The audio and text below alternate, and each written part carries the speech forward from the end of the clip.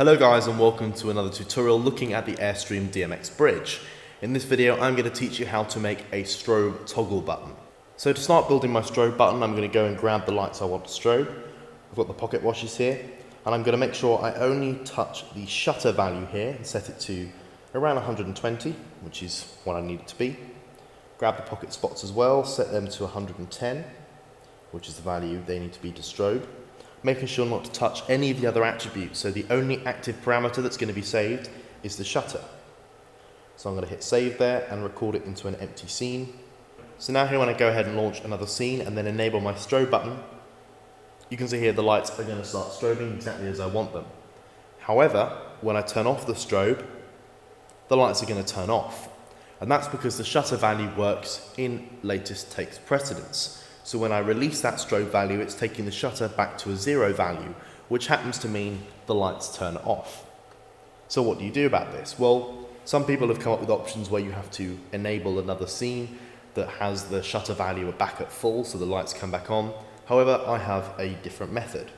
What I'm going to do here is go into my fixtures and go into my patch. I'm going to go into the settings for my fixtures, find the shutter channel, and enable the invert channel output option. And I've now created a new fixture profile called Inno Pocket Spot Invert. So I'm going to go ahead, apply that to my lights. And I'm going to do the same thing here with the Inner Pocket Wash. I'm going to go down to my shutter attribute and invert the channel output, rename it to invert, and hit save. And then make sure I also apply that to my other fixture. So with these lights, when the shutter value is at 0, it means the shutter is closed, and when the shutter channel is at full, the shutter is open. So by inverting that channel, it means that the shutter is always open. So now as soon as I turn up the dimmer, the lights are going to come on. So now what I can do is go ahead and reset my shutter values. Now these are going to be different values because we've inverted the channel. However, I know that I need my shutter for the pocket spots to be around 150. And then pocket washes, set my shutter to 148. Very accurate number. So now I can go ahead and save that as my new strobe scene. Give it a big red color.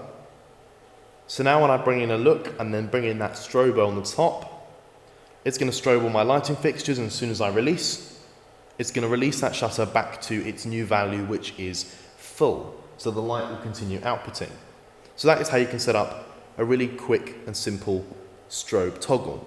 The only issue I found with doing it this way is if you're going to go down this route, you need to make sure you patch them initially with the inverted channel.